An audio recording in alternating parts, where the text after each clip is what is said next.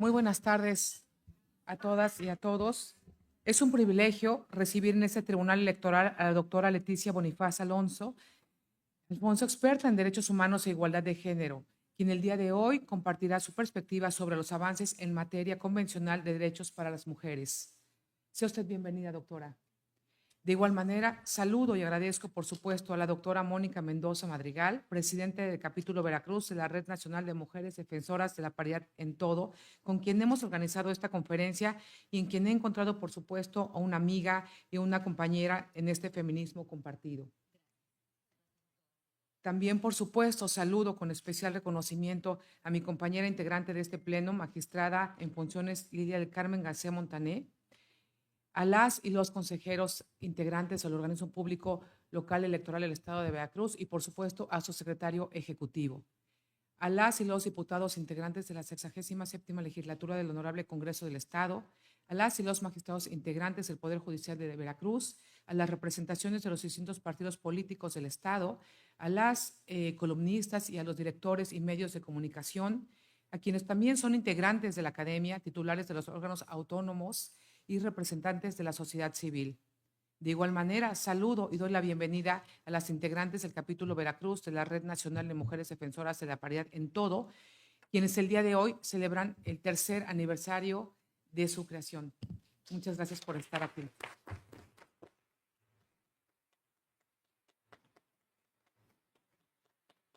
Gracias, por supuesto, al cuerpo estudiantil de la Universidad Euro-Hispanoamericana y del Instituto Universitario.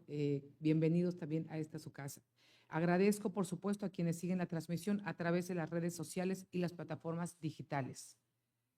2025 representa un año crucial en la línea histórica de la defensa de los derechos de las mujeres, pues en esta anualidad es cuando se cumplen 50 años de la primera Conferencia Mundial sobre la Mujer en México, 30 años de la Declaración y Plataforma de Acción de Beijing, 25 años de la adopción de la Resolución 1325 del Consejo de Seguridad de ONU sobre Mujeres, Paz y Seguridad, y 10 años de la Agenda 2030 para el desarrollo y los objetivos del desarrollo sustentable.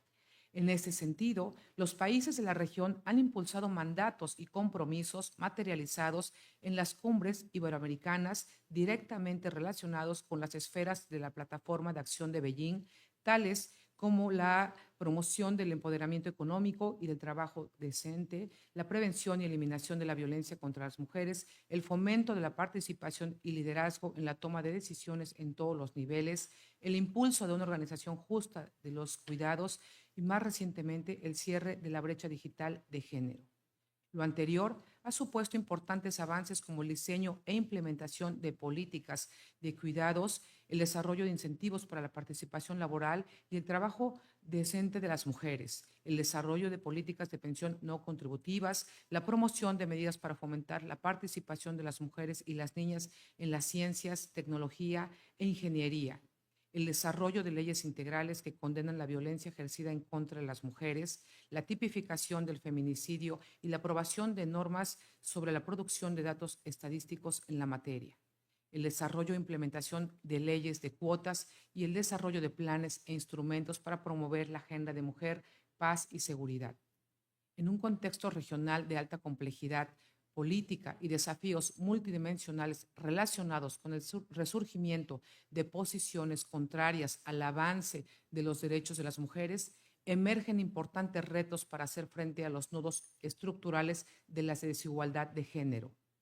En el acceso a los cargos de elección popular, se ha identificado que la violencia política contra las mujeres en razón de género tiene un impacto interseccional y es una de las principales barreras para alcanzar la paridad sustantiva, pues se advierte que aún las mujeres se encuentran subrepresentadas en la resolución de crisis y de toma de decisiones que conforman los ejes vitales de la gobernabilidad en la región.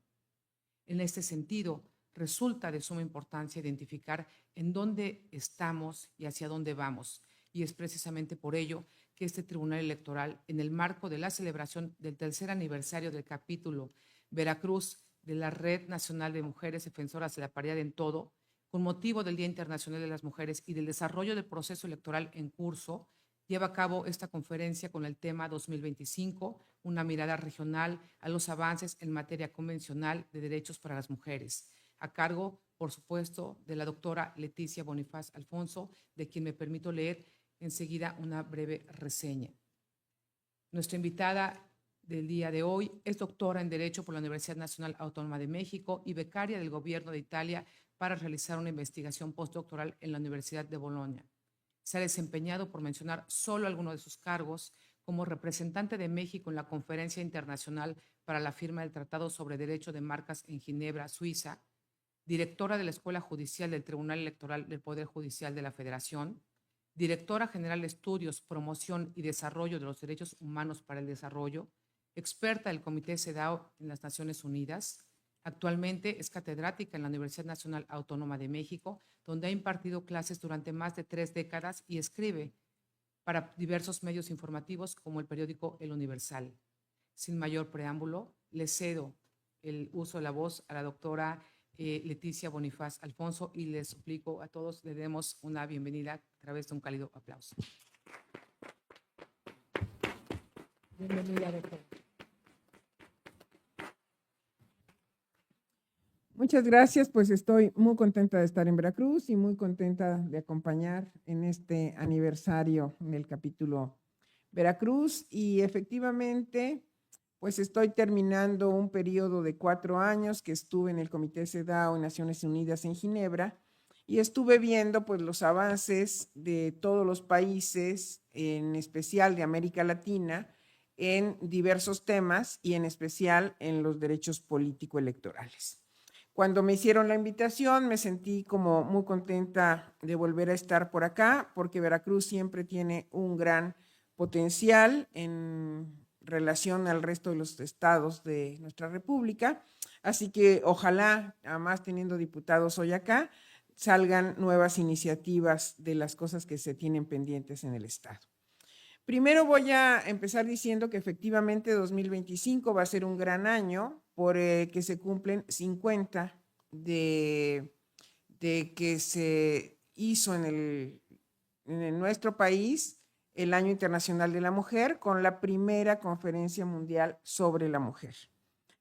No sé cómo va a estar el país después de junio, pero en junio fue el evento y a partir de allí voy a estar teniendo muchas intervenciones reseñando lo que fue hace 50 años ese encuentro.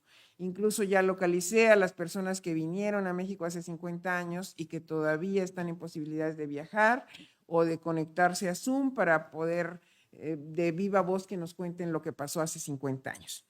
Pero lo más relevante fue que en 1975 abrió la puerta para la posibilidad jurídica de que se firmara la primera convención donde exclusivamente se hablara de derechos de la mujer, que justamente es la convención de la CEDAW. En 75 se da la reunión de México y en 79 se suscribe la CEDAW y en 82 se instala el comité. Los países del mundo quedaron, después de ese año internacional en México, con compromisos muy claros para combatir la discriminación contra la mujer. Entonces, la CEDAW, que es la convención que se llama así por sus siglas en inglés, contiene muchos de los derechos que en ese entonces, hace 50 años, fueron los que se consideraron fundamentales, más los que por interpretación se han ido agregando en estos años.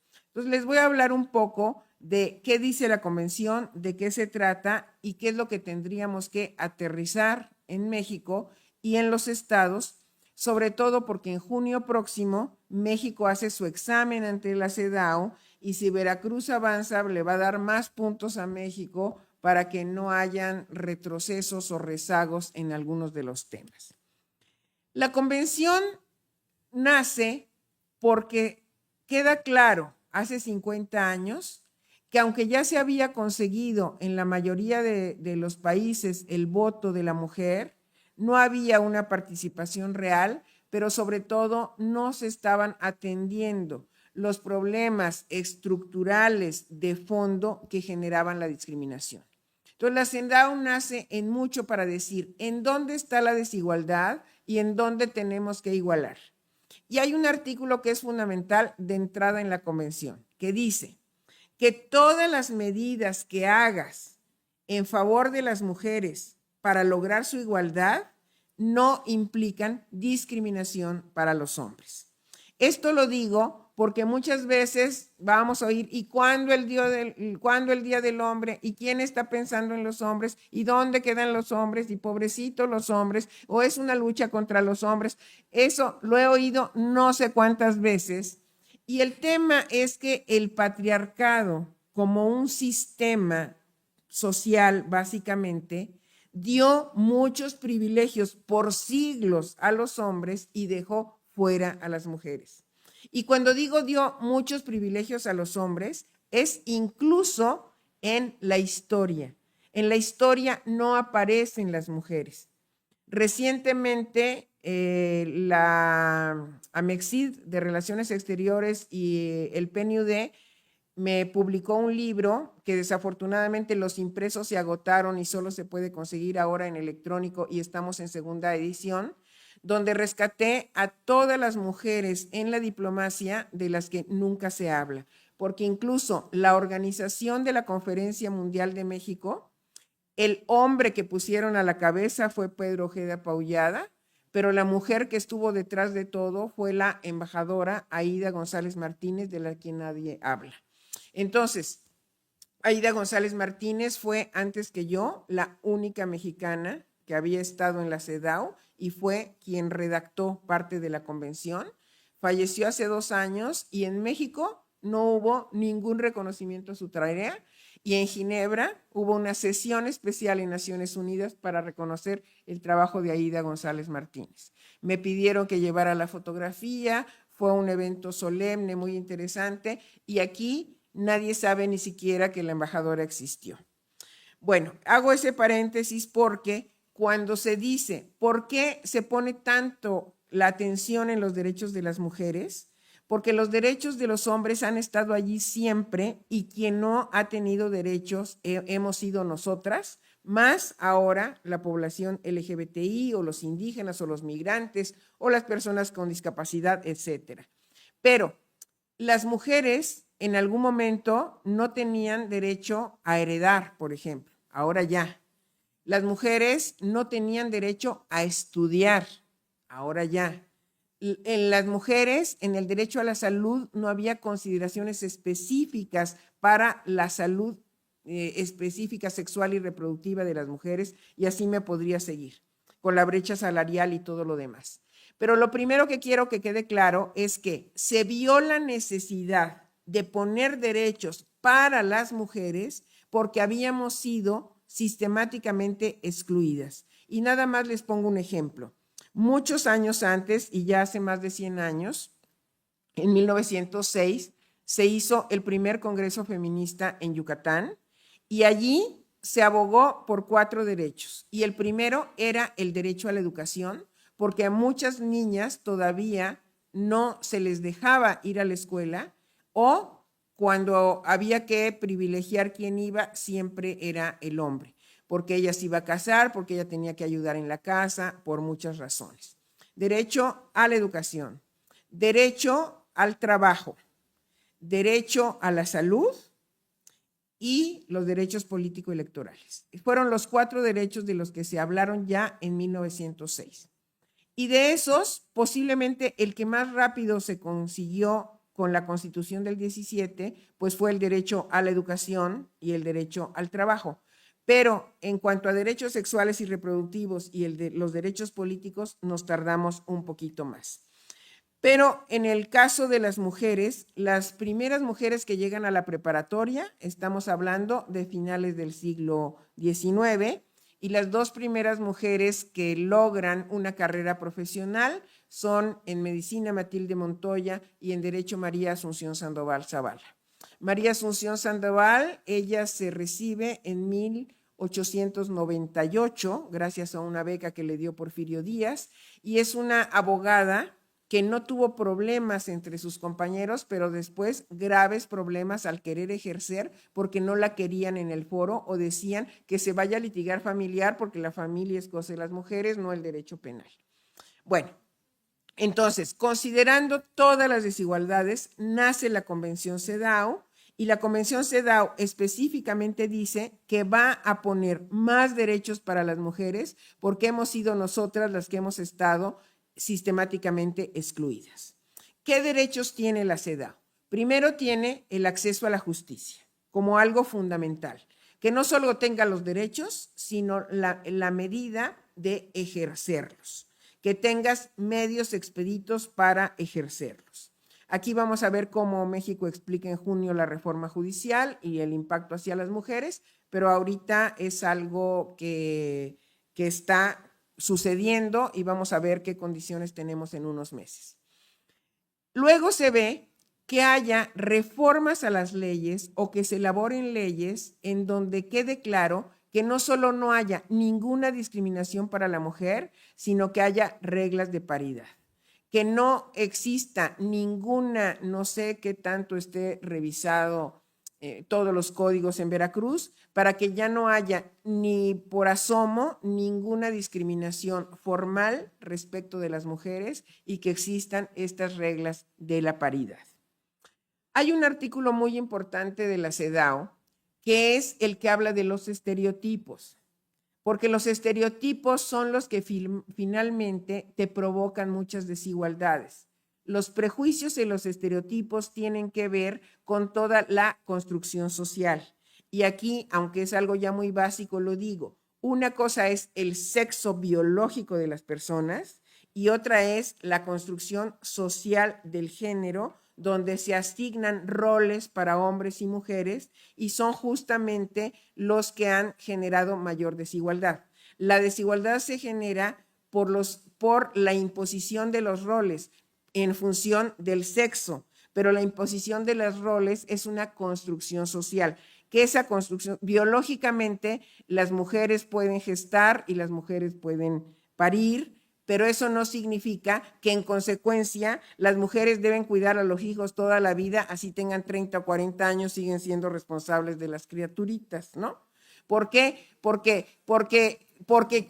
¿quién lo tuvo en su vientre? A ver, pues que siga cuidando y que siga viendo su alimentación y que siga, porque hay cuestiones que no tienen sentido, pero que se ligan a las cuestiones biológicas como si eso va a depender de la actuación y que no son más que estereotipos. Alguien dijo, y no sé con base en qué, que hasta nuestros cerebros eran diferentes y que los hombres tenían mayor facilidad para la abstracción y las matemáticas y que las mujeres éramos más aptas para los casos concretos. No es cierto. Hombres y mujeres podemos tener igual, pero hay de aquella mujer que en los años 50 se atreviera a decir voy a estudiar ingeniería. Y de hecho lo platiqué con Marta Acevedo, una feminista muy importante también que falleció el año pasado y que estuvo en el Año Internacional de la Mujer. Marta me dijo que su mamá le dijo, para que no te cases, porque yo quiero que estudies, no te voy a enseñar a cocinar. Entonces fue así como, si no cocina, nadie se va a querer casar con ella, ¿no? Era una cosa. Entonces Marta dijo, yo quiero estudiar en Chapingo, ingeniería agrícola, y su papá le dijo, te voy a llevar a Chapingo para que veas que solo hay hombres y changos, porque las únicas mujeres que van a Chapingo son changos. Esa era la idea, ¿no? Y finalmente Marta estudió en la Facultad de Ciencias, no necesariamente ingeniería, y se volvió una feminista muy importante, pero además se terminó casando con un gringo que fue un gran apoyo familiar, que jugó roles distintos a los que hubiera jugado un mexicano de la época. Todo esto tiene que ver porque los estereotipos son los que dicen que hay carreras aptas para las mujeres, normalmente las relacionadas con el cuidado. Si es enfermería, pues una mujer es más apta, no necesariamente, puede haber extraordinarios enfermeros. O cualquier cosa relacionada con la educación, la mujer va a tener más aptitud, no necesariamente. Ahorita prácticamente el mundo está abierto igual para hombres y mujeres y podemos tener haciendo cálculos en la NASA a una mujer y nada tiene que ver con ser mujer, su capacidad de abstracción, pero eran las cosas que se cuestionaban. Entonces, Naciones Unidas hoy en día se enfoca mucho, y particularmente la CEDAW, en el tema de romper con los estereotipos, porque los estereotipos siguen siendo influyen mucho en saber qué puede hacer una mujer y qué puede hacer un hombre, cuando en realidad hombres y mujeres, de acuerdo a nuestras capacidades, podemos hacer una u otra cosa o lo que queramos. Realmente no habría por qué tener limitaciones en función del sexo, como en algún momento se hizo. Entonces, ese sería un artículo fundamental de la CEDAW, y el tema de la violencia, específicamente hace 50 años, no era un tema relevante. No es porque no hubiera violencia, no es que estuviera tan exacerbada como la tenemos ahora, pero en aquella época no se estaba viendo que la violencia era un tema tan importante como lo es hoy. Por eso la CEDAW no habla de violencia, y en el sistema interamericano tuvo que venir la Convención de Belém do Pará más adelante para hablar de los tipos de violencia y para que estos tipos de violencia sigan incrementándose. Violencia física, violencia psicológica, violencia económica, violencia patrimonial. Hoy agregamos la violencia digital o ciberviolencia, la violencia política, y podemos seguir. ¿Por qué? Porque hoy en día, desafortunadamente, los temas de la violencia están exacerbados a nivel mundial. No solo es México y Latinoamérica, sino que parte de lo que pasó en la pandemia fue mostrar cómo en los hogares, aún de los suecos, había violencia. Que no es porque hay un país escandinavo, está libre de violencia. La diferencia es que si una mujer sueca o danesa denuncia, va a tener consecuencias, y aquí sabemos que nuestros márgenes de impunidad son desafortunadamente los que nos siguen manteniendo en estos márgenes tan graves en los que estamos. Entonces, los temas de violencia también los trata CEDAW, y la posibilidad de ver que la violencia vaya disminuyendo en los países es justamente lo que va a pasar en el examen de México en junio. Yo desde ahora les digo que va a ser la parte del talón de Aquiles, porque no hemos podido dar cifras que sean alentadoras para decir en tal estado ya se está mostrando cómo está descendiendo, porque no han valido las alertas, no ha valido nada, y no hemos logrado ni bajar a las desapariciones, ni los feminicidios y todo lo demás. Bueno, aquí voy, como en el artículo 5 de la CEDAW, y el artículo 6 nació pensando en todo lo que es trata de personas, prostitución, respeto al cuerpo de las mujeres en cuanto a la comercialización y eso, y sigue siendo un tema vigente como hace 50 años, nada más que con modalidades ahora de ciberviolencia, y que muchos casos de trata de personas ya hoy son transnacionales y también están ligadas a los grupos criminales. La trata de personas ya no va solita, va acompañada de otras cosas, pero básicamente lo que hoy se ve es que el fenómeno es transnacional. Ahorita en particular los temas de migración en Venezuela, cómo impactan, cómo viene el paso por Centroamérica, cómo llegan a México, etcétera, etcétera. Los artículos 7 y 8 de la CEDAW son los que más están ligados al trabajo de este tribunal, porque justamente se refiere a los derechos político-electorales. ¿Qué se dijo desde el inicio en la convención de la CEDAW? Que las mujeres tendrían que tener participación política y presencia en las tomas de decisiones. Artículo 7 de la CEDAW. Hace 50 años estábamos muy lejos de pensar en la paridad. Por esa razón, al inicio se pensó que bastaba una cuota de un 30%, y luego se vio que no era suficiente.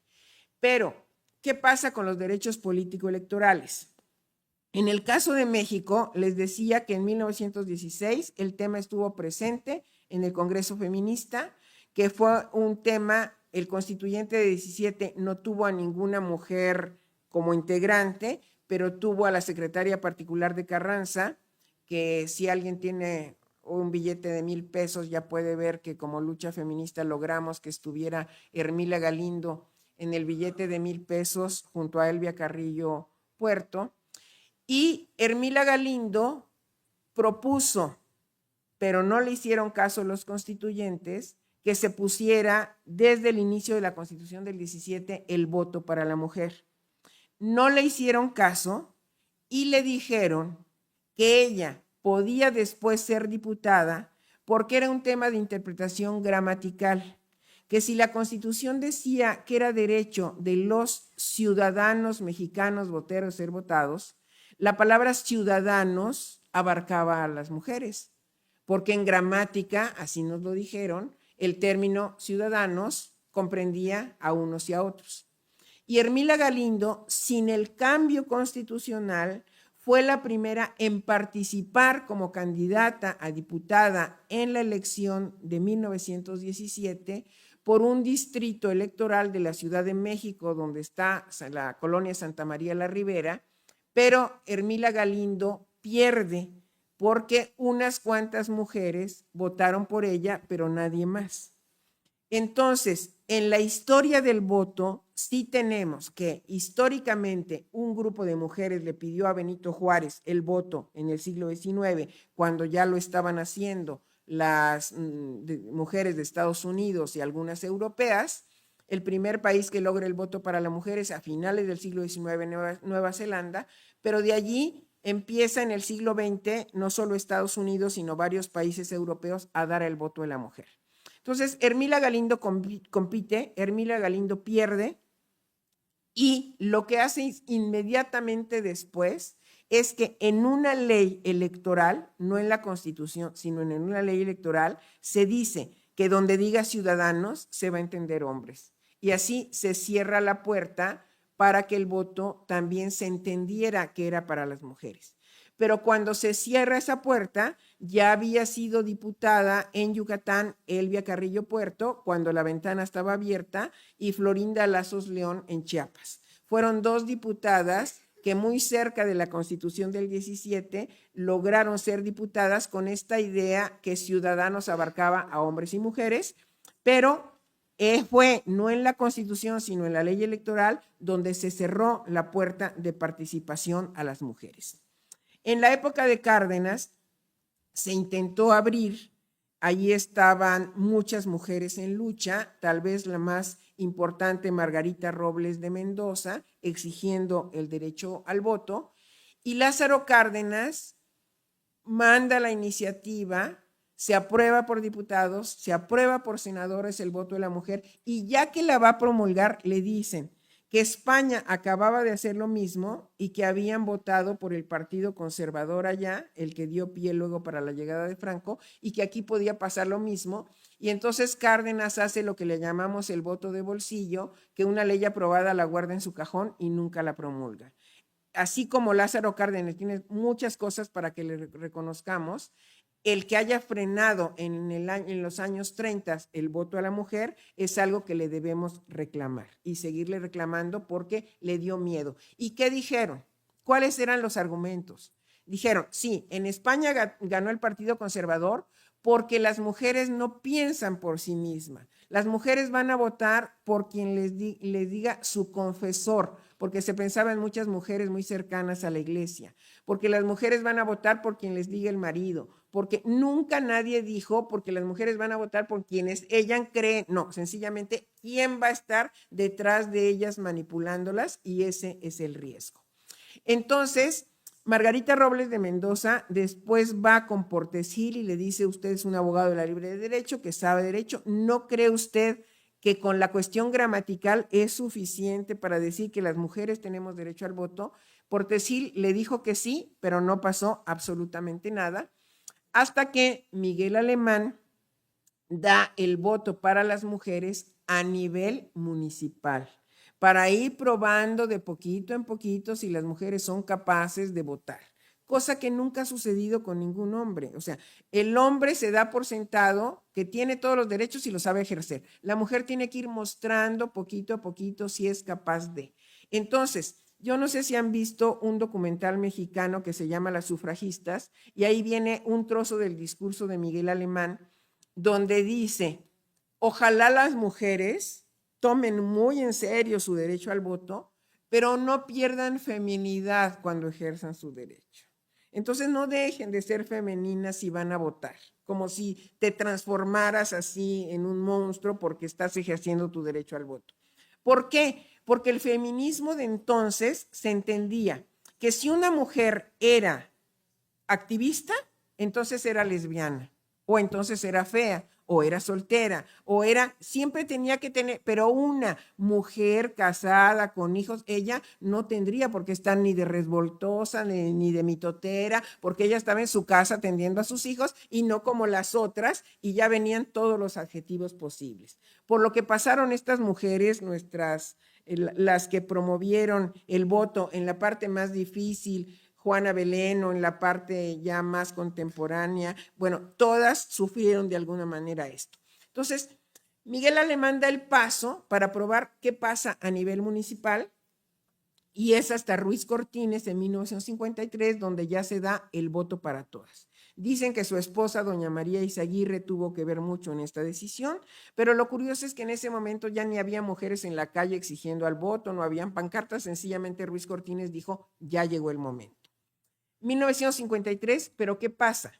No es que al tener ya el derecho sobre todo de ser votadas, muchas mujeres quisieran ser diputadas, senadoras, presidentas municipales. Sencillamente estaba la posibilidad y unas cuantas se interesaban en la política. ¿Por qué? Porque la política estaba mal vista para las mujeres, de nuevo, por los estereotipos. Entonces, las mujeres de aquella época sabían que jugaban un rol difícil por las reacciones que iban a tener, y muchas sencillamente no participaban. Entonces, la primera diputada fue Aurora Jiménez de Nayarit. La primera senadora se me fue ahorita el nombre, pero es una abogada también muy importante, pero eran unas cuantas las que se interesaban. Y la primera gobernadora que llega en la época ya de López Portillo, estamos hablando de Griselda Álvarez en Colima, y por fortuna doña Griselda escribió sus memorias. Doña Griselda venía de ser hija de un gobernador de Colima y dijo, María Lavalle Urbina es la primera senadora. Bueno, entonces cuando doña Griselda Álvarez decide que quiere ser gobernadora, cuenta en sus memorias que va a ver a los 3 sectores del PRI en su momento, y que Fidel Velázquez con todo el colmillo le dice, pues estas decisiones no las tomo yo, por supuesto que tenía mucho que ver en las decisiones, pero si me consultan voy a apoyar. Entonces se va a ver a Jesús Reyes Heroles, que había promovido la reforma política y que además era el secretario de Gobernación y que tenía mucha fuerza. Y dice doña Griselda en su libro que Reyes Heroles, el otro gran personaje veracruzano, grandísimo, le dijo no sé cuántas veces no. No, no, no, no, no, no y no. No puede ser gobernadora, y le dio su razón. Porque tú puedes estar preparada, pero el pueblo de Colima todavía no. Entonces resulta que si ya había mujeres preparadas, resultaba ahora que los otros no estaban preparados. Y doña Grisela cuenta que saliendo de ver a Reyes Heroles ya pidió la audiencia con López Portillo, y que López Portillo no solo no le preguntó nada, sino le dijo ¿cuándo inicias tu campaña? Como ya va para adelante. El rey Colimán, que es la estatua principal en Colima, amaneció con un mandil, un menosprecio terrible porque se iba a tratar de una mujer, pero doña Griselda fue capaz de eso y muchísimo más. Antecito ya habíamos tenido a la primera mujer primera mujer ministra de la Suprema Corte. Ella viene de una familia oaxaqueña, y lo que ella cuenta es que cuando llega a la corte ni siquiera había habido baños para mujeres en el edificio de la Suprema Corte. Les estoy hablando de doña María Cristina Salmorán de Tamayo. Ella había sido presidenta de la Junta de Conciliación y Arbitraje, había tenido un impulso muy importante de López Mateos, de Ruiz Cortines de López Mateos, y cuando llega a la corte también las bromas que hicieron en los periódicos porque llegaba una mujer, que la Suprema Corte ya iba a ser corte y confección, ya no iba a ser solo Suprema Corte, y las bromas terribles de nuevo con los estereotipos. Siguieron pasando los años y la participación no aumentaba y no aumentaba, y les digo, por eso vinieron las cuotas, hasta que en algún momento, no solo a nivel México, sino en un nivel mundial, se dijo, ya vamos por la paridad, porque somos iguales en el mundo como para decir por qué razón tiene que haber un 30% de mujeres. Un poquito más de la mitad de la población de México y del mundo somos mujeres, vamos por el 50-50. ¿Dónde estamos ahora? Que debemos aumentar la calidad de las mujeres que llegan y no necesariamente porque cuerpo de mujer no te garantiza ni conciencia de género ni la perspectiva de derechos humanos que se necesita, y entonces pueden llegar mujeres que no representan a ninguna causa de lucha por los derechos. Pero bueno, para ir avanzando en otros artículos de la convención, prácticamente el tema que tenemos hoy con la participación política es que las mujeres sí están llegando a lugares de decisión, pero mientras no se modifique el sistema de cuidados, las mujeres seguimos estando en desventaja. Porque por los estereotipos se sigue diciendo, sí, puedes estar en lo público, pero no dejes de cuidar lo privado que te toca a ti, ¿no? Entonces, una mujer puede estar en su curul cuando deciden que va a haber una reunión extraordinaria de algo y dice, es que yo ya no voy a poder ir porque tengo que llegar a la casa y ver tareas y ver lonches y ver uniformes y ver y ya, ¿no? Entonces, como se dejó que la participación política de las mujeres existiera sin ver que la participación política, que la participación de los hombres en lo privado debe aumentar para que esté el equilibrio real. Porque les digo, no solo porque ella fue la que parió a los hijos, entonces ella los tiene que cuidar el resto de la vida. Porque hacer tarea o poner a lavar la ropa no tiene que ser una labor exclusiva de las mujeres, pero hoy la desigualdad está por el tema de los cuidados, y por eso es tan importante que hoy desde la Secretaría de Economía y desde la Secretaría de Trabajo se esté impulsando este cambio en las tareas de cuidado. Y aquí, créanme, que así como las mujeres salieron con pancartas por el derecho al voto a la calle, ningún hombre va a salir a decir con su pancarta, quiero que me den espacio en mi casa, porque ahí me toca incidir en la educación de mis hijos. Entonces, ¿por qué una mujer va a ser responsable sola de la educación de los hijos? No tendría por qué, pero es un estereotipo de que las mujeres cuidan y cuidan hasta la muerte de sus retoñitos. Bueno, el artículo 8 de la Convención CEDAW fue un artículo de mucha visión, porque ahí se dijo que en los organismos internacionales siempre debería haber una representación de mujeres, porque las decisiones que se toman en la OIT, en la FAO, en la UNESCO, en UNICEF, tendrían que tener también participación de mujeres, y esto vino ni siquiera desde Naciones Unidas 1945, sino desde la Sociedad de Naciones, que nació después de la Primera Guerra Mundial, donde se puso la regla que en organismos internacionales debe haber participación de mujeres. Y hoy en día no ha habido una sola mujer que presida la ONU, ni una sola mujer que presida la OEA. No hemos tenido nadie, salvo en otros organismos y en ciertos niveles, porque la ONU y la OEA no han predicado con el ejemplo. Este año va a haber sustitución de Gutiérrez y de Almagro, y no se ve que la candidatura importante vaya a ser de una mujer, desafortunadamente. Aunque las hay, está sonando Rebecca Greenspan y otras, pero no sabemos qué vaya a pasar. ¿Por qué es importante que también las mujeres estemos en esos espacios de decisión? Porque ponemos no solo nuestra perspectiva, sino nuestras necesidades.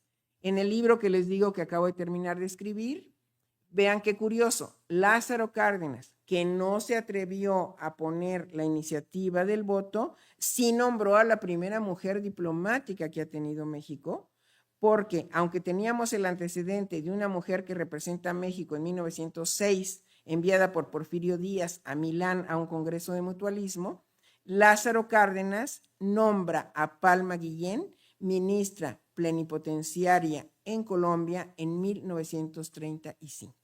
Entonces, no doy el voto, no es ciudadana, pero la mando a representar al país.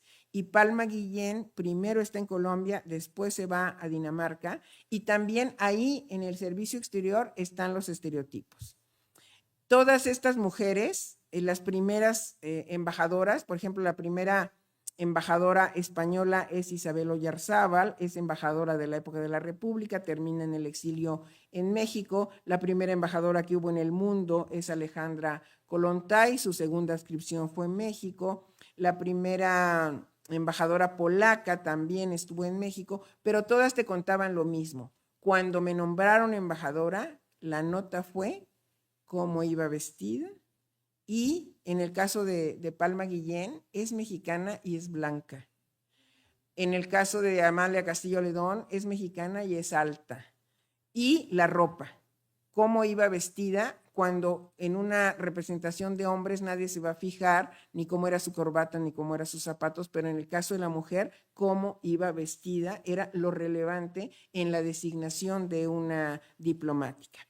Ese sería el artículo 8 de la Convención CEDAW.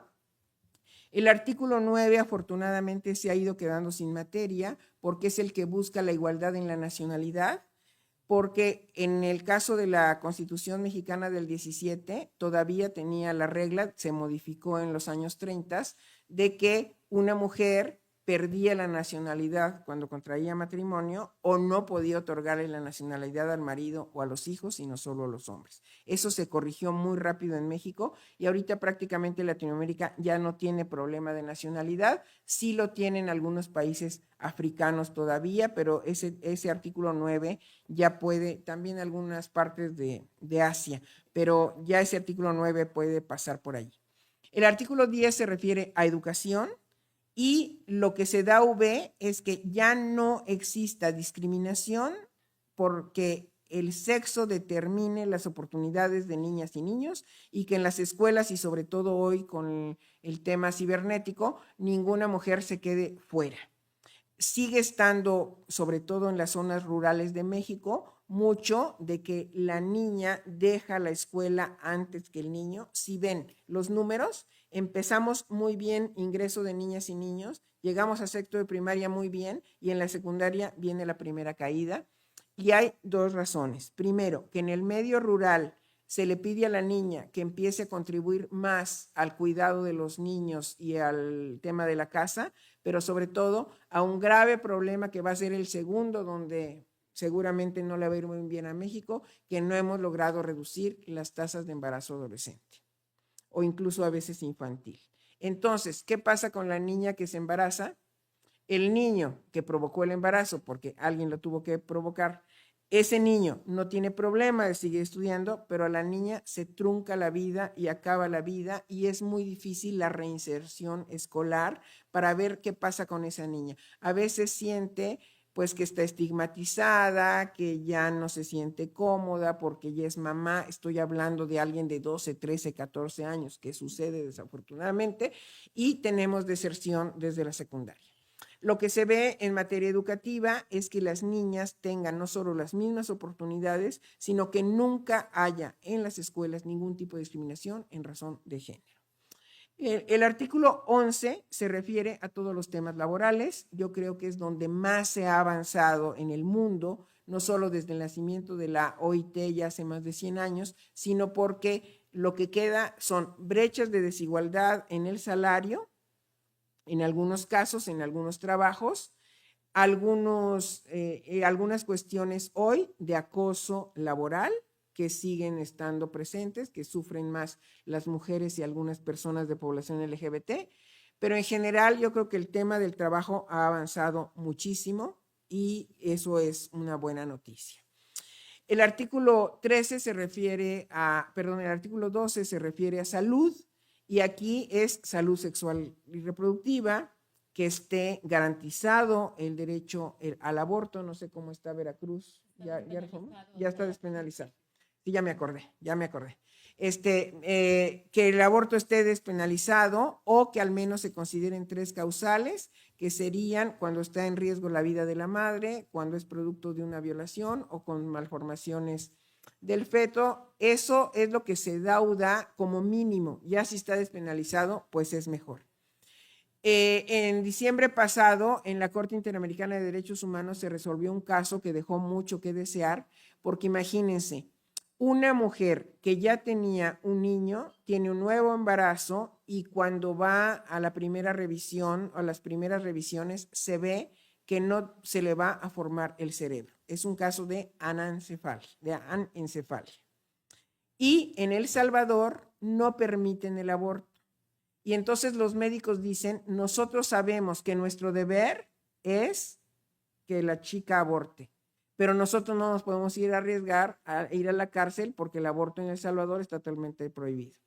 Entonces, justamente lo que se ve es, si tú sabes que no va a haber viabilidad del embrión porque va a vivir 3 o 4 horas fuera del útero, se vale que hagas que esa mujer tenga los 7, 8, 9 meses de embarazo, sabiendo que el producto no tiene ninguna viabilidad.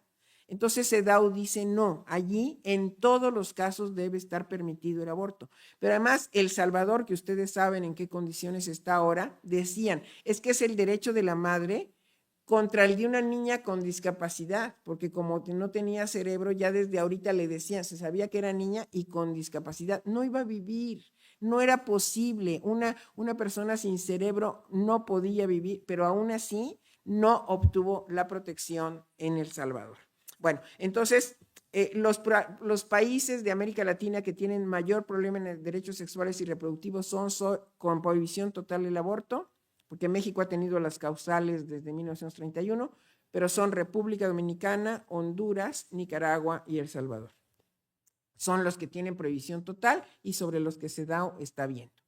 Se ve cáncer cervicuterino, virus de papiloma humano y algunas cuestiones específicas de las mujeres en los temas de salud. Eso sería el artículo 12. El artículo 13 es muy importante porque es el que ve el empoderamiento económico de las mujeres. ¿Por qué? Porque el empoderamiento económico logra también una forma de igualdad. Y ustedes seguramente lo ven aquí en Veracruz. Todos los programas que hayan impulsado que las mujeres tengan oportunidad de participar en cooperativas, que sean sujetas de crédito, que tengan capacitación para desarrollar algún oficio fuera de la casa y que tengan forma de subsistir, las coloca al tú por tú con los maridos. Es decir, ya no la dependencia de no recibo el gasto y no sé cómo hacerle, sino sencillamente que la mujer esté empoderada económicamente. Es parte de lo que se trabaja en el artículo 13. El artículo 14 es un artículo que originalmente nació desde 1979 para las mujeres rurales, porque se pensaba que era la única diferencia entre la mujer urbana y la mujer rural y eran las discusiones de hace 50 años. Hoy en día ese artículo sirve para ver qué pasa con las mujeres que están en prisión, qué pasa con las mujeres migrantes, con las mujeres con discapacidad, con las niñas y con todas las formas de las mujeres LGBT, todo lo que implica discapacidad en todo el abanico que hoy tenemos, cabe como preocupación del artículo 14 de la CEDAW y normalmente ahí se ve que tanto han avanzado los países en eso. Vamos a ver también cómo le va a México en este artículo. Y finalmente los artículos 15 y 16 están más relacionados a temas de familia que México hace muchísimos años ya resolvió. No tenemos en el Código Familiar o en el Código Civil diferencias de derechos en función de ser hombre o mujer, pero hay muchos países de África y de Asia que todavía los tienen y por eso la convención sigue siendo útil para esos lugares del mundo. Por ejemplo, nos ha tocado escuchar defensas de un país africano donde se permite la poligamia donde los hombres dicen, porque además llega un hombre en representación del país, de cómo justifican que la poligamia es un medio de organización que no implica discriminación para las mujeres, y ahí uno pregunta si hay consentimiento o no. La variación de condición, la variedad de condiciones que hay en el mundo, pues es muy grande. Sí, efectivamente, los países escandinavos siempre te van a estar poniendo la vara muy alta, y los países, sobre todo de cultura musulmana, serían los que más afectan a las mujeres. Casos gravísimos de Oriente Medio, algunos del sudeste asiático, y Latinoamérica yo les diría que estamos a media tabla, y también y México un poquito bien. Mi pronóstico para lo que viene en junio es que México va a salir muy bien en temas de paridad, aunque, si ven, ya logramos la paridad, pero no estamos necesariamente en la toma de decisiones, porque esa es la recomendación general 40 que acaba de emitir la CEDAW. Si hoy ven, ¿en las cámaras hay paridad? Sí, estoy hablando del Congreso de la Unión.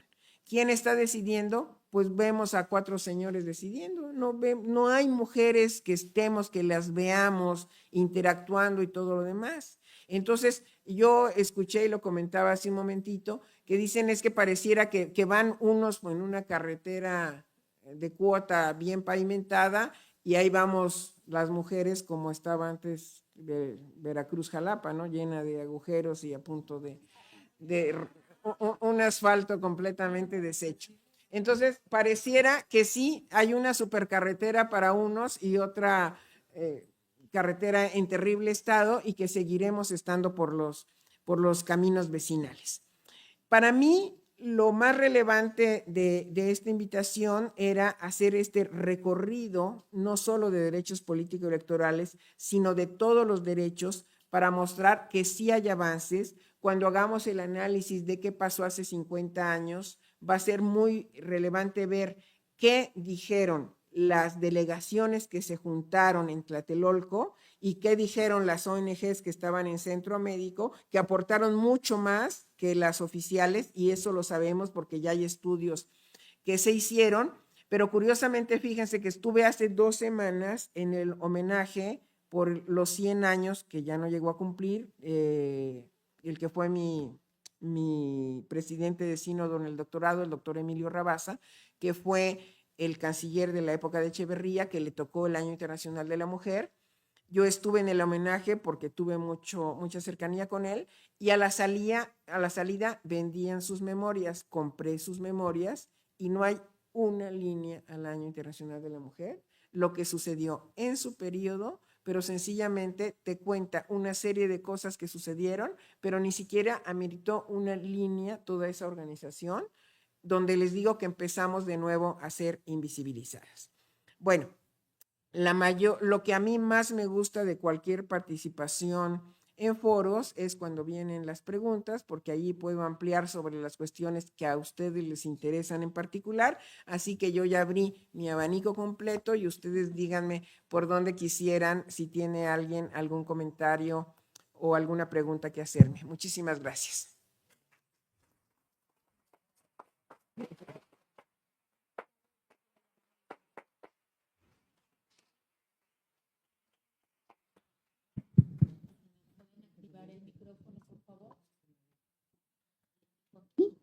Hoy ya oí. El diputado Héctor levantó su mano. Sí. Sí, muchas gracias. Mire, primero discrepar de usted cuando dice que hay quienes van a nacer sin cerebro y no viven. Aquí tuvimos uno que incluso fue gobernador, pero bueno, es otro tema. Solo es una buena noticia, mire, acabo de leer que López Dóriga acaba de subir, es una buena noticia sobre todo por las mujeres y también para los hombres que estamos acá. López Dóriga acaba de publicar que Ana María Kudich asume la presidencia de la Barra Mexicana de Abogados después del Colegio de Abogados, tras finalizar el periodo de Víctor Olea Peláez. Creo que es una noticia muy oportuna para esta reunión. Y hacer un comentario. Cuando hay algo en el Congreso del Estado, yo soy diputado local, que tengo la oportunidad de ser senador, he tenido la oportunidad de tener vida parlamentaria. Lo que siempre sucede es que las únicas que suben a defender a las mujeres a la tribuna son mujeres. Y a veces nos ven extraños cuando los hombres lo hacemos y nos llegan a calificar de oportunistas. Nosotros tenemos también nuestras propias convicciones. Desde luego que acostumbrados, sobre todo que hemos tenido la larga carrera política, a que siempre éramos los que teníamos el mayor número de posiciones, el que de pronto fueran haciéndose cada vez menos espacios para nosotros, ha dado lugar hasta la broma de que ahora que los que vamos a pedir equidad de género somos nosotros. Y lo decimos desde luego de broma. Yo hace 3 años fui candidato a diputado en una posición plurinominal que entró, y la equidad de género obligó a que entrara otra mujer que hizo un extraordinario papel. Y además he tenido la oportunidad de trabajar con mujeres que han sido mis dirigentes partidistas o como funcionarias públicas. Creo que esto que hoy dijo, no obstante mi convicción natural, vino a reforzar lo que muchas de ustedes piensan y que yo mismo desconocía. De verdad que estoy muy satisfecho con haber escuchado, no solo dijeron que era preguntar, también comentar, de haber asistido a esta reunión. Es de esas conferencias que uno escuche de principio a fin.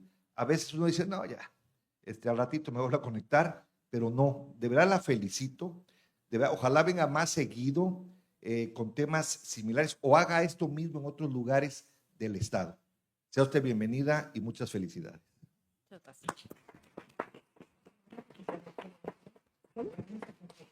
No sé si de parte de quienes nos hacen el favor de estar en el auditorio hubiera algún otro comentario o pregunta. De todas maneras, quisiera comentar antes de la pregunta. Lo que pasa luego con los hombres que hablan en defensa de las mujeres es que muchas veces lo hacen como en un ánimo paternal de yo voy a hablar por ellas. Entonces hay que ser muy cuidadoso, no es su caso. Yo en lo particular trabajé muchos años con el hoy secretario de Economía, Marcelo Ebrard, y les digo que sin él la reforma de despenalización del aborto no hubiera caminado, porque la decisión política la tomó él. No voy a decir el nombre de su antecesor, pero con él jamás hubiera pasado esta reforma, pero con Marcelo sí. ¿Por qué? Porque él siempre dijo, yo soy aliado, véanme como aliado, pero nunca sustituirme en lo que ella quiso decir o lo que ella quiso decir. Entonces, es en mucho la actitud, que se vea el compañerismo, el codo a codo, y el que no se diga, como me pasó alguna vez con algún jefe, es que si tú te vas, ¿quién va a hacer el trabajo? Porque las mujeres son más dedicadas, más esto, no hacen San Lunes, todo lo que usted, pero no es por eso, porque entonces volvemos a caer en los estereotipos. Entonces, yo le agradezco que quiera ser un aliado y solo diría, para que no se vea mal la participación, es que no sustituya a la mujer o que esté con el ánimo paternalista de lo que ella quiso decir, y lo digo yo. Y ya ven que ahora se habla del mansplaining, de yo explico, o cuando una mujer habla no le hago caso, y si un hombre dice la misma idea, qué gran idea tuvo. Ese es el punto. Pero le agradezco su formación y qué bueno que pudimos conocernos hoy. Y sí, yo sigo con esta tarea titánica por todos lados, y aquí ya me están comprometiendo. Yo quisiera venir a presentar el libro de las diplomáticas porque hay una cantidad de datos interesantísimos por allí, y ya se está imprimiendo ahorita la segunda edición. ¡Qué maravilla! ¿No? Pues ya nos anotamos aquí para la presentación del libro. ¿Nos hace usted favor de compartir su comentario? Esperanza Sandoval Pérez, académica de la Facultad de Derecho e investigadora nacional. Le escucho con mucho interés, llegué tarde, me tocó y había un velorio, todo esto, no había estacionamiento. Por eso me perdí del inicio, pero sin duda que es una cronología muy importante de cómo la mujer fue adquiriendo el derecho de voto.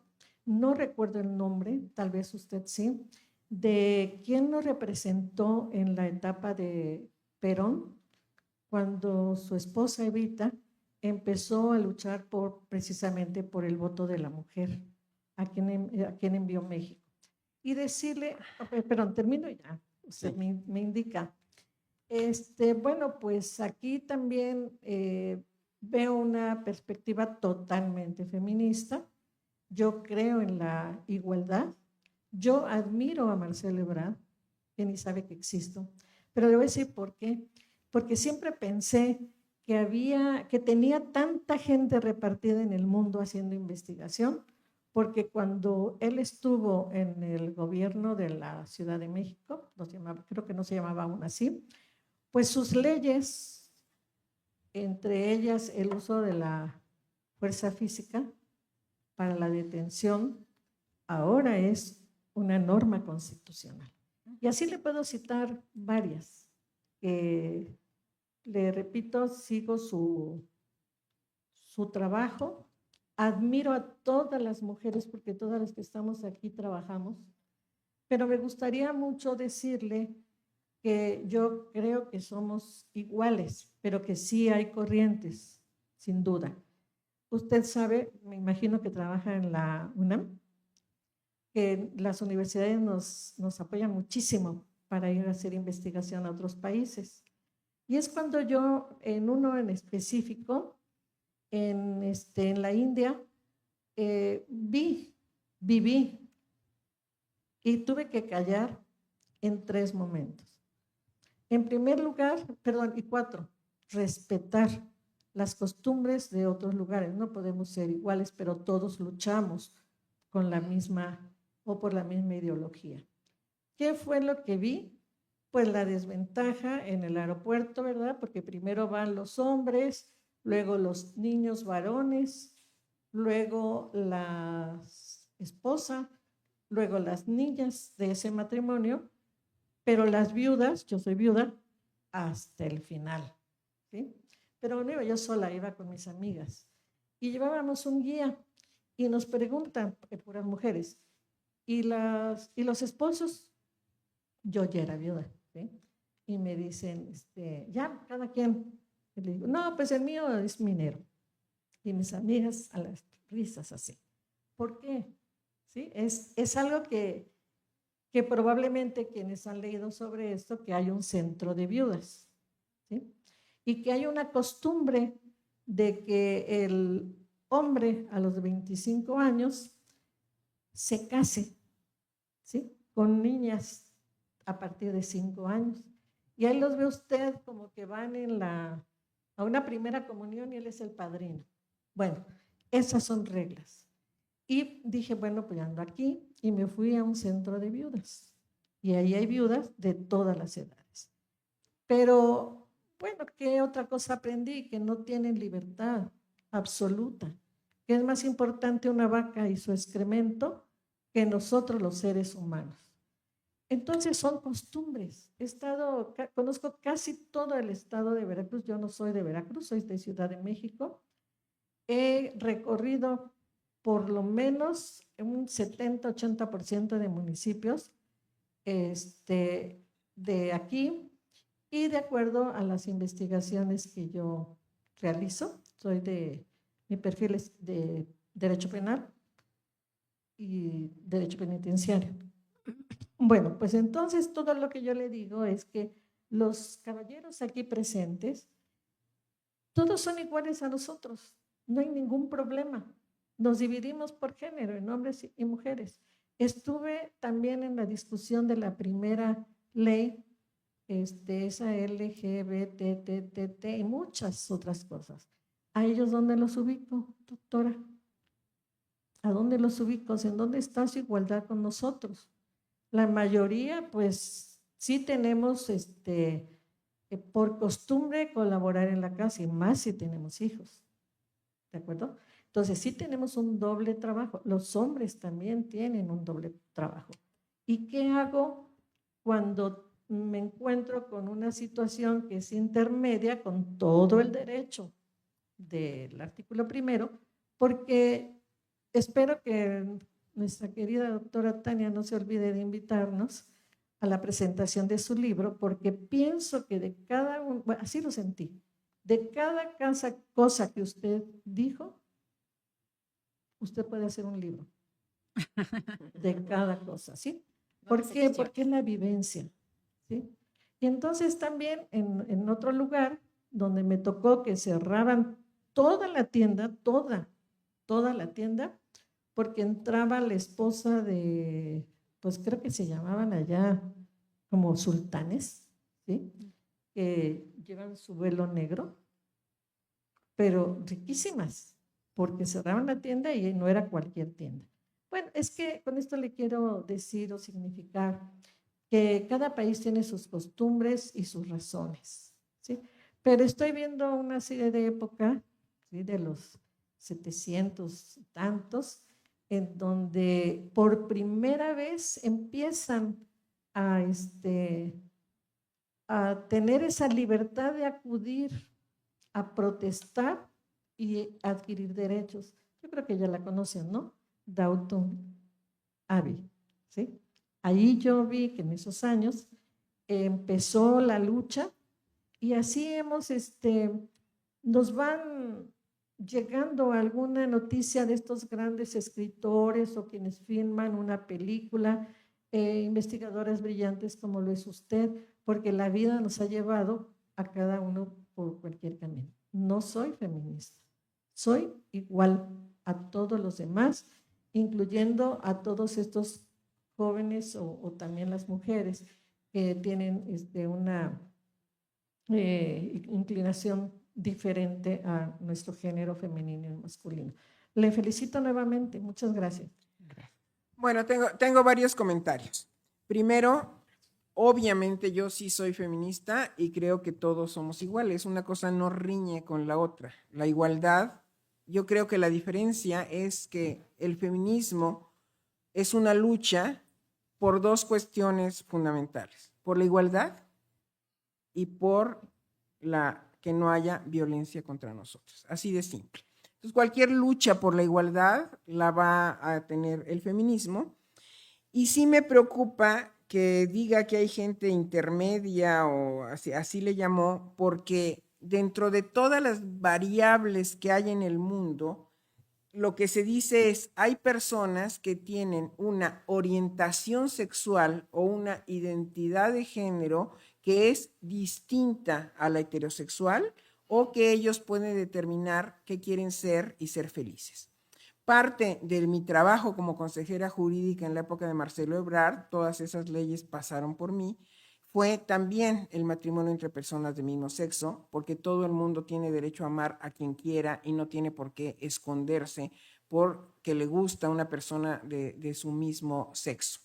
El tema es que estas personas que pareciera que en algún momento también estuvieron borradas por su identidad sexual, por su orientación, hoy en día tienen la misma dignidad humana, no tendría por qué ser de otra manera. El hecho de que una persona quiera vivir con un hombre o vivir con una mujer o incluso considerarse una persona transexual o los intersexuales que antes se les llamaba hermafroditas, que de nacimiento un médico decía a la fuerza es hombre o mujer.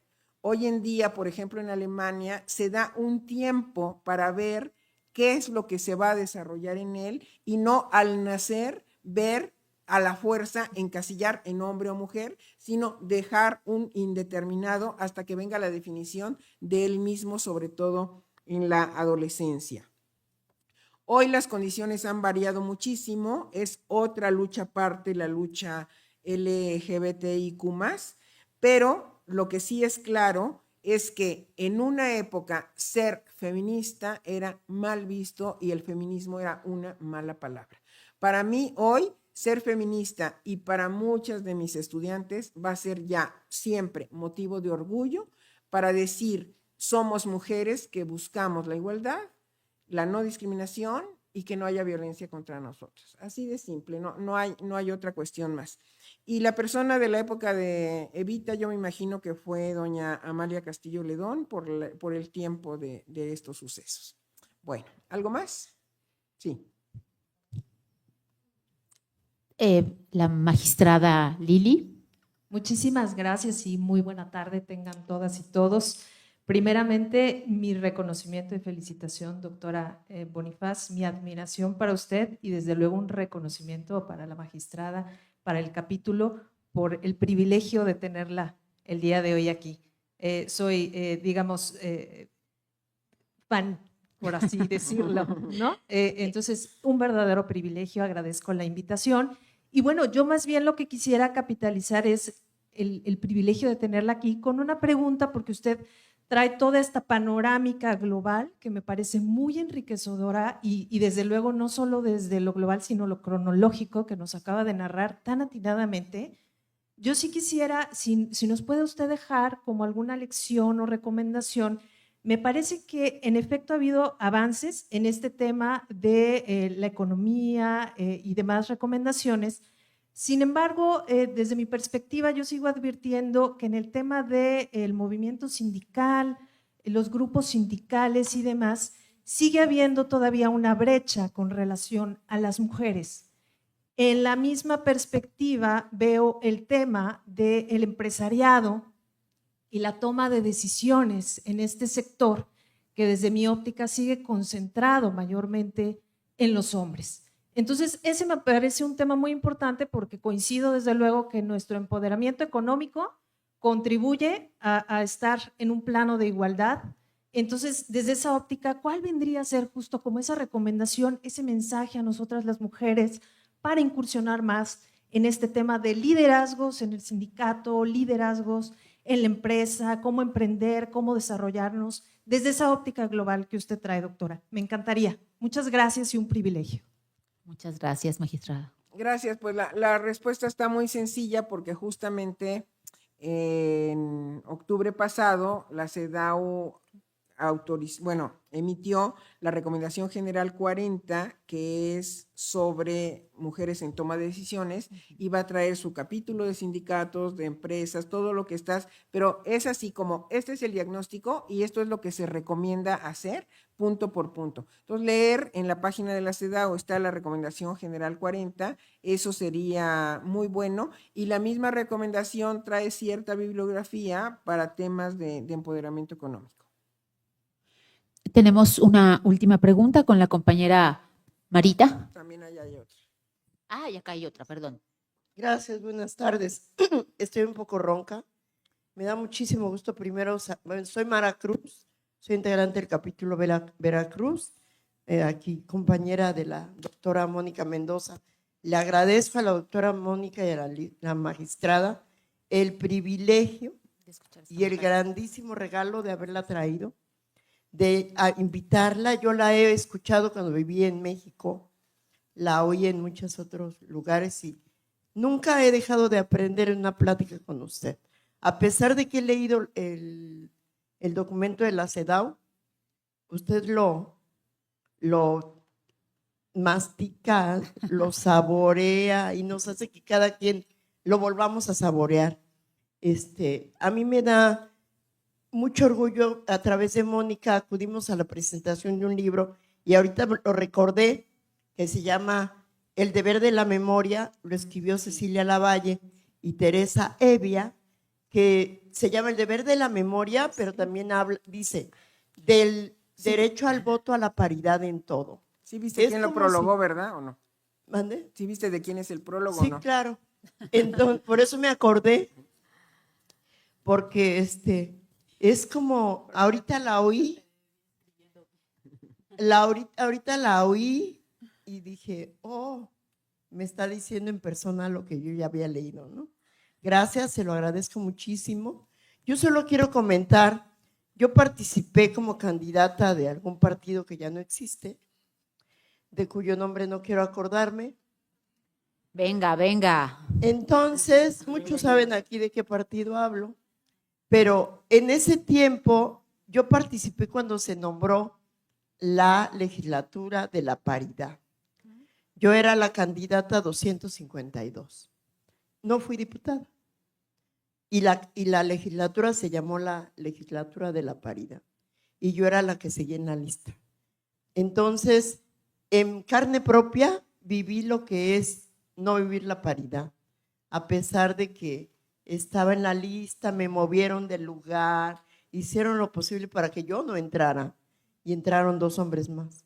Entonces, bueno, he vivido en carne propia esta situación. Afortunadamente hoy formo parte de un grupo del cual estoy aquí orgullosa, sentada con todas mis compañeras, representada por la doctora Mónica y por la magistrada Tania, que siempre ha sido nuestra aliada, compañera. Y le agradezco nuevamente, doctora Bonifaz, el placer de escucharla y que no sea la última vez que le escuchemos. Gracias por los prólogos, muchos prólogos más, y esperemos que regrese siempre a visitarnos. Veracruz es su casa. Gracias. Muchas gracias, Marita. Muchas gracias. Pues hay que hacer la promoción del libro de Ceci Lavalle y de Tere Evia porque es muy interesante la evolución que ellas hacen. Me gusta mucho cómo sintetizaron todo. Y sí, Nos está viendo Tere Evia en la transmisión, bien. le mandamos un saludo, por acá nos ha estado escribiendo para saludarnos. Muy Saludos bien. a Tere. Muy recomendable el libro y también hay que invitarlas a ellas. Tienen la misma pasión que yo o un poquito más. Sí. Y atrás hay, Sandra quiere también participar.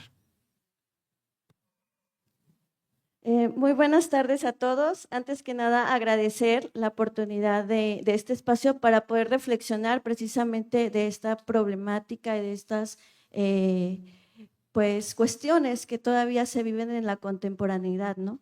Yo creo que me hace reflexionar que la equidad entre hombres y mujeres se debe dar siempre desde el respeto. Es decir, si entre hombre a hombre no existe este respeto y se insulta a alguien que no está, ¿qué podemos esperar del respeto para una mujer, no? Lo comentaba un poco por el primer comentario, la primera participación. Me hizo reflexionar sobre eso, ¿no? Entonces, también creo que es muy importante no pasar desapercibidos estos conceptos que en la vida cotidiana nos los apropiamos, como es el respeto, la paz, incluso las frases que están aquí enfrente, ¿no? Que nos dicen tanto y muchas veces no caemos en cuenta en el valor y en el significado que tienen. Y bueno, por otra parte, mi línea de investigación se centra en la actividad artística y cultural y me hace reflexionar esta plática sobre ese ámbito, ¿no? Hasta dónde hemos nosotros podido avanzar, cuáles han sido estos avances para fortalecer el tejido social y para fortalecer desde el ámbito cultural y artístico esta equidad de género. Entonces también considero que en este ámbito hay mucho por trabajar, mucho por hacer y me hace reflexionar sobre eso, ¿no? Si bien en el ámbito de lo penal, de lo laboral, del derecho al voto, hay avances significativos, también en nuestra parte artística y cultural es importante pues continuar impulsando, ¿no? Gracias. Por supuesto. Sí, el tema del respeto es fundamental, pero aún allí lo que yo quisiera comentar, y vale también para quien está aquí de Derecho Penal, que por ejemplo cuando se tipificó el feminicidio se decía, pero que no vale igual la vida de una mujer que de un hombre, y obviamente vale lo mismo, pero la forma como se agrede a una mujer, la hazaña con la que se le mata, la fuerza física que se usa, porque en el feminicidio casi nunca hay arma de fuego, hay asfixia, hay una muestra de estrangulamiento, de yo fui más fuerte que tú, y además de dejarte exhibida en un lugar público. Son dos condiciones completamente distintas. Entonces sí hay que considerar que efectivamente las diferencias vienen en la construcción de lo que vale un hombre o una mujer. Las vidas valen igual, pero si no se tipifica diferente, pareciera que las muertes son idénticas y no lo son.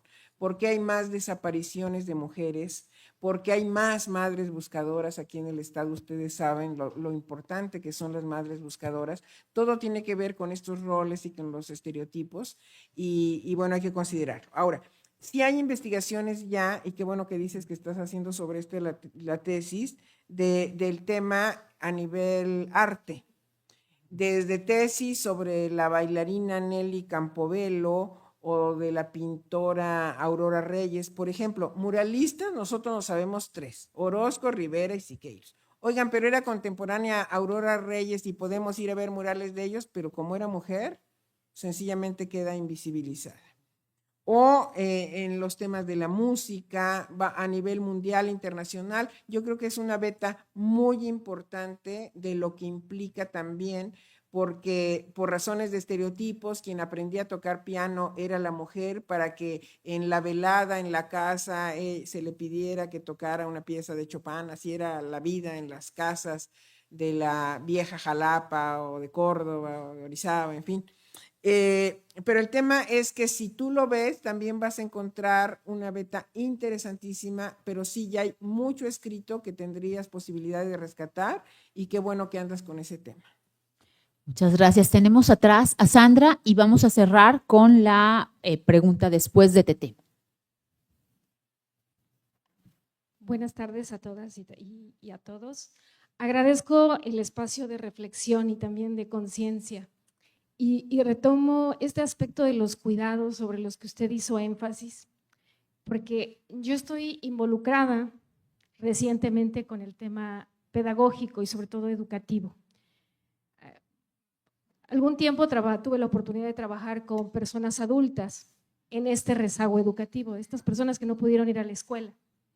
¿Y son más mujeres? Son más mujeres. Y entonces, en este contacto con las mujeres, me di cuenta que son las mujeres las que, incluso teniendo el derecho a la educación ya en edad adulta, son las que más dificultades tienen para acceder y ejercer este derecho que está al alcance de ellas. Y digo porque nos dábamos cuenta, y ustedes lo pueden ver, ¿no? El Instituto Veracruzano de Educación para los Adultos, son círculos de estudio y te dicen horarios flexibles, los fines de semana, pero ¿cuándo estudian las mujeres? Estudian cuando ya dieron de comer, cuando ya lavaron la ropa, cuando ya se acostaron los niños, cuando ya terminaron de hacer todas sus actividades y de cumplir todos sus roles, y están cansadas. Y entonces viene el esfuerzo extraordinario, ¿no? Y entonces lo que a cualquier mujer le costaría el doble, a estas personas por su condición social, de marginación además, ¿no? Sus condiciones de pobreza, le cuesta el triple o el cuádruple. Entonces, de repente, estos espacios te sirven para darte cuenta que no solamente las políticas públicas y los programas, no solamente hay que ofrecerlos, sino generar las condiciones para que realmente las personas puedan ejercer sus derechos, ¿no? ¿Todos tienen derecho a la educación ahora? Sí, todos tienen derecho, pero las condiciones de desigualdad siguen siendo muy grandes. Cuando hablamos de la igualdad sustantiva, que ahora es tema de agenda nacional, pues te das cuenta que todavía falta muchísimo, ¿no?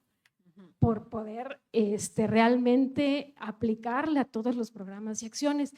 Y eso es todo lo que quería y agradecer, porque gracias al tema de los cuidados, yo también me enfoqué en el tema pedagógico para tratar de ver de qué manera se les puede ayudar desde la academia a estas mujeres, que no basta. Y que además, una vez ejerciendo y despertando y su derecho a la conciencia, se dan cuenta de que ese es el mundo que no quieren. Y se los platico, aprovechando que tengo el micrófono. Alguna vez tuve la oportunidad de conocer a una persona y me dijo, estoy muy contenta porque aprendí a leer, hice la primaria, hice la secundaria, pero ya no quiero estar aquí. Y estar aquí era estar con su familia, con su esposo, con sus hijos, en un pueblito. Y decía, llévenme, yo ya no quiero estar aquí. Y dices, ¿qué le digo? Claro. Así que muchísimas gracias. Bueno, el tema que tocas es básico porque, como les decía, a nivel de la educación, si ves los índices de analfabetismo, están ya muy escasos en el país, pero cuando ya ves por hombres y mujeres, van a ser más las mujeres analfabetas. Incluso en una parte donde hicimos un trabajo de actas de nacimiento en la Ciudad de México, en la zona de la Jusco habían muchas más mujeres mayores sin acta de nacimiento porque no la necesitaron para ir a la escuela. Entonces está ligado el tema.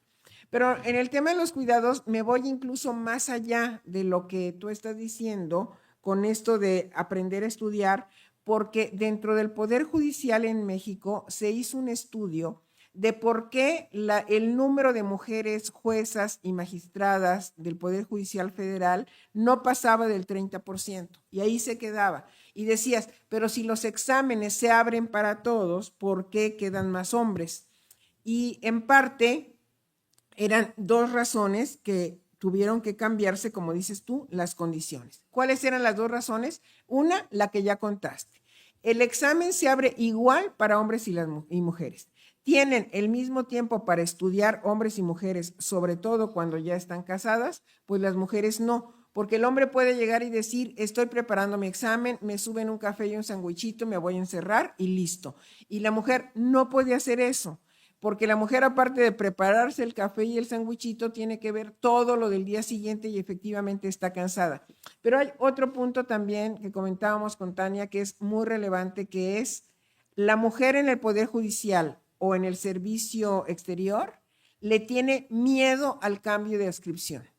¿Qué tal gano el concurso y me mandan mañana a Nayarit o a Oaxaca o a Tamaulipas o a Zacatecas? Y entonces un hombre sabe que va a llegar y le va a decir a la mujer, me gané el concurso y nos vamos mañana a Guanajuato, y sabe que se va a cambiar todo o terminan las escuelas de los niños, pero la mujer ni siquiera tiene la certeza de si la pareja lo va a apoyar, ni siquiera esa certeza tiene. Ese es el primer punto. Y el segundo, que en el lugar donde está tiene su red de apoyo, que no necesariamente le va a tener al lugar a donde la manden. Entonces dice, yo estoy aquí en Coatepec o estoy aquí en Cerro Azul, porque aquí tengo a mi mamá, a mi suegra, a mi hermana, a la vecina, que me ayudan. Yo me voy a otro lugar y voy a perder mi red de apoyo y ya no voy a poder trabajar. Entonces, los cuidados son más importantes de los que parecen, porque sí son fundamentales en los temas de desigualdad. Muchísimas gracias por tu reflexión y qué bueno que compartimos esta inquietud. Me gustaría que pedirle si fuera la última pregunta, por favor, querida Tete. No tenemos micrófono, pero tú tienes una voz bien fuerte. Yo como Vicente Fernández, mientras sigan aplaudiendo, aquí sí. Con nosotras en este aniversario tan importante para la red. Soy Teresa Vázquez, integrante de la red. Gracias, doctora Tania, por siempre ser sorora con nosotras y por supuesto a Mónica. Y bueno, mi pregunta tiene que ver, por supuesto, con todo lo que usted nos acaba de ofrecer a través de todos los datos, y es esta reforma al Poder Judicial. ¿Qué tanto nos va a afectar en el avance que hemos tenido en México sobre los derechos humanos y específicamente, doctora, sobre la paridad, ¿no? Ha costado mucho llegar a estos espacios y usted lo sabe, fue a través de muchas sentencias, ¿no? Poder lograr la paridad en nuestro país, en todos los espacios de cargos públicos. Con su expertise y toda la experiencia que tiene, si nos puede dar, por favor, unos datos. Gracias. Gracias. Bueno, ese es el punto más difícil y duro porque yo veo que vamos a tener desafortunadamente un retroceso, sobre todo en el tema de juzgar con perspectiva de género, donde habíamos avanzado muchísimo del 2011 para acá. Yo he estado en muchos cursos de formación a jueces locales, federales, lo que implicó mover conciencias para que ahora lleguen nuevas personas sin esa formación, que no sabemos siquiera si va a ser relevante, porque la Suprema Corte, como la conocemos hoy, es la última que va a existir en estas condiciones. La que sigue no va a ser un tribunal de constitucionalidad, va a ser solo un tribunal de legalidad, los amparos que lleguen, porque no va a haber quien promueva controversias. Ustedes saben que los conflictos entre federación y Estado se van a volver a resolver en Bucareli, ya no en Pino Suárez, o sea, la Corte ya no va a ver esos temas. Tampoco va a haber quien promueva acciones, porque todo está pintado del mismo color en el país. Entonces, solo va a ser un tribunal de legalidad. Y no es solo cómo afecta a la Corte, sino quiénes van a ser los jueces de distrito, quiénes van a ser los magistrados, y a nivel local, posiblemente, tal vez el impacto sea menor, pero yo veo que todo el trabajo que se hizo de 2011 para acá de formación en derechos humanos y perspectiva de género, o va a haber que reiniciarlo o sencillamente va a quedar perdido y olvidado. Es muy triste y lo siento más. Yo a veces digo que cuando opino de estos temas, pues me gana un poquito el tema de que fui parte 8 años de ese poder judicial, que he formado a muchos estudiantes que hoy se están quedando sin trabajo después de haber hecho una brillantísima carrera como jueces. Muy pocos de mis cercanos fueron a la tómbola, yo no di ninguna carta de recomendación para no ser cómplice de este proceso, pero yo veo nubarrones que van a estar sobre el país varios años. No es que vayamos a recuperar pronto lo construido, sino vamos a un borrón muy triste y a una cuenta nueva que quién sabe cuándo va a empezar. Muchas gracias. Gracias. Bien. Cuando platicamos con la magistrada Tania Vázquez, si se dan cuenta, todas las personas que estaban nombrando las he estado nombrando por su nombre de pila en diminutivo por el afecto que me une a ellas. Entonces, cuando platicábamos con Tani, que me dijo que venía el aniversario 3 del capítulo, ¿qué pensábamos hacer? Yo casi que me tiro hacia el piso y digo, no, ya nada, por favor, estoy muy cansada. Ha sido mucho trabajo para todo el mundo, pero yo creo que siempre hay que hacer un alto en el camino para reconocer lo andado, para retomar las convicciones y para retrasar el rumbo. Yo tengo casi 30 años de hacer activismo feminista en este estado y siempre lo he buscado hacer en colectivo desde distintas organizaciones de la sociedad civil. Me parecía y nos parecía a varias que era necesario hacer una red de mujeres políticas que no necesariamente fueran feministas, porque de pronto entonces estamos llegando a la paridad, pero la política es un entorno muy solitario. Y entonces ahí había que acompañar a quienes estaban en el ejercicio de las tareas para hacer esta otra parte que a lo mejor a veces desde los cargos es difícil. Y entonces lanzamos una convocatoria para integrar a quienes quisieran sumarse desde la pluralidad a reivindicar nuestro actuar político. Las mujeres siempre nos ha dado vergüenza reconocer que tenemos intereses políticos, que somos mujeres políticas, que hacemos política desde el ámbito que lo hagamos. Entonces dijimos, no, vamos a reivindicar la política y hagámosla en pluralidad. Yo les quiero pedir, por favor, a lo mejor 3 años les parecen muy poco tiempo, pero ha sido mucho trabajo. Les quiero pedir, por favor, me permitan presentarles a mis compañeras integrantes del capítulo Veracruz, de la Red Nacional de Mujeres Defensoras de la Paridad en Todo, a quienes les pido, por favor, que se pongan de pie para que ustedes las conozcan y las reconozcan.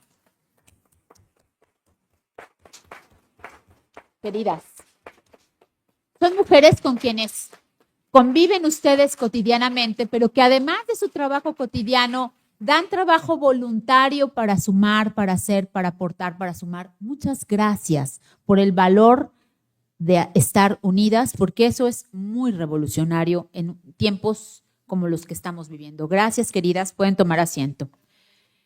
Y decirles que nos constituimos en una red para sumar, no solo para nosotras y en favor de nosotras, sino para ustedes, mujeres y hombres que habitan la política, porque el sentido auténtico de hacer política tiene que ser para legislar, para transformar, para abrir puertas, para que todas y todos quepamos en igualdad. Porque si reafirmamos los derechos de las mujeres, todos los derechos, no solo los políticos y electorales, sino todos estos que nos ha compartido tan pulcramente desde su enfoque mi queridísima Leti, entonces la nuestra podrá ser una sociedad más justa y nuestro país podrá ser un lugar más democrático. Pero hasta entonces no cumplamos eso, pues seguimos estando en deuda, por lo cual tenemos muchas cosas que hacer. Y la única manera de hacerlo, y con esto quiero cerrar, es hacerlo juntas. Quiero hacerle un especial agradecimiento a la magistrada Tania Vázquez por su voluntad de sumar,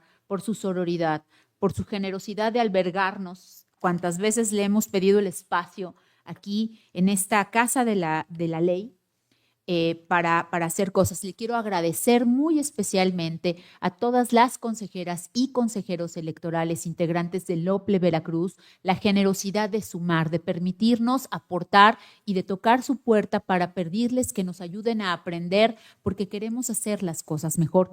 Gracias, consejeras y consejeros, secretario. Gracias a las diputadas y diputados que muy generosamente nos han acompañado el día de hoy y siempre. Diputado, le reconozco que cada que lo invitamos viene, usted es muy generoso. Gracias, diputadas y diputados, porque tenemos muchas cosas que hacer. Quiero decirles que personalmente no me voy a ir.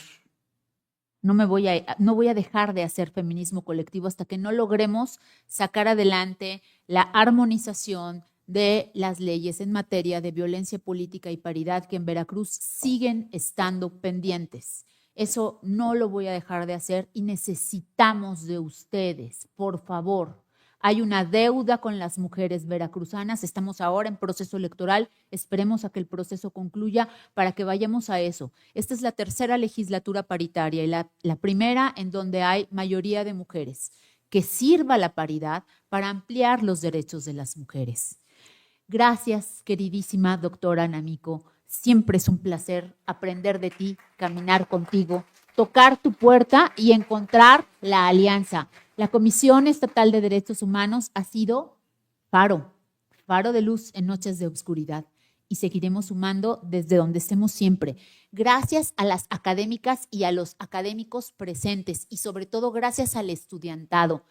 Siente uno que algo está haciendo bien cuando ve los rostros de las y los jóvenes que están hoy aquí sentados, escuchando, aprendiendo, preguntando, participando. Fueron los primeros en llegar, los estudiantes y las estudiantes. Gracias. Le quiero agradecer a la Universidad Euro y también a la Universidad de Jalapa que hayan permitido que su estudiantado acudiera hoy a acompañarnos. Y gracias a las personas que nos han hecho el favor de seguir esta transmisión desde ahí. Yo me siento profundamente agradecida con la doctora Leticia Bonifaz por la generosidad de aceptar desde el primer momento venir a Veracruz, venir a Jalapa, porque ustedes saben que hay que volar a Veracruz y de Veracruz venir por tierra hacia Jalapa. Gracias. Gracias a las magistradas y a los magistrados, de verdad les agradecemos profundamente su convicción por hacer valer la justicia en esta entidad. Nos son necesarias y necesarios para seguir transitando. Y finalmente decirles que en la sociedad civil organizada tienen ustedes siempre una puerta abierta para seguir construyendo gobernanza. Esa es una condición sine qua non para cumplirla. Así que aquí vamos a seguir estando para hacer esa que es la parte del trabajo que nos toca. Gracias a todas y todos por estar aquí. Buen día.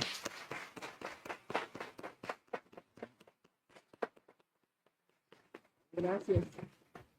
Muchísimas gracias a todas las personas y por supuesto, así como dijo mi compañera y amiga Mónica Mendoza, que no nos vamos a ir hasta que tengamos, pues podamos advertir que existe esa armonización de leyes en temas de violencia política en razón de género contra las mujeres. También aprovecho este foro para reconocer a las diputadas y a los diputados que están aquí presentes, pero que son aliados y aliadas de las mujeres, porque los conozco a cada uno de ustedes.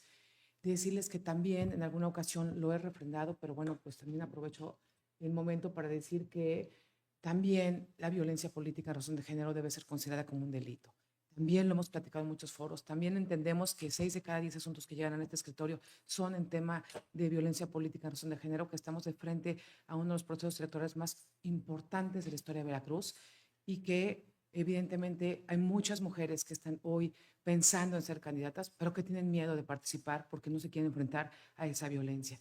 Yo creo que evidentemente estas cuestiones pueden servir evidentemente para inhibir esas conductas y eso, señores y señoras, está en sus manos, en manos de la sociedad, en manos de la juventud que tienen que abrazar estas causas, porque lo que ustedes callen hoy será lo que tengan que tolerar mañana.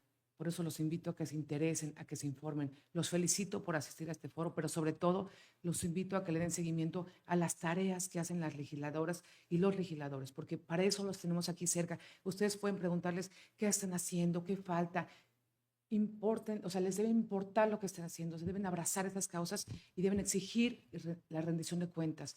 Deben decirles lo que ustedes quieren que tengamos en este estado para vivir mejor. Y por ello me tomo el atrevimiento de decirles que ojalá podamos trabajar de manera conjunta. Esta institución siempre, por supuesto, estamos listos para poder apoyar en la posibilidad de que se lleve a cabo no solamente esa armonización, sino muchas otras cosas que están allí pendientes y que para nuestro Estado son fundamentales, no solo para las mujeres, sino además para todo el país. Muchísimas gracias y pues aprovecho este mensaje para agradecer también y entregar este maravilloso reconocimiento. Les suplico, se pongan por favor de pie.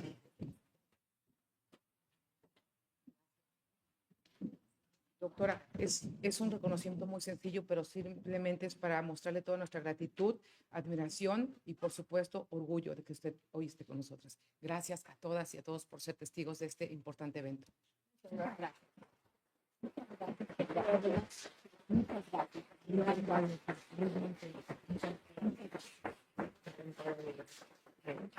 Y gracias a ustedes por su presencia y por su generosidad de acompañarnos.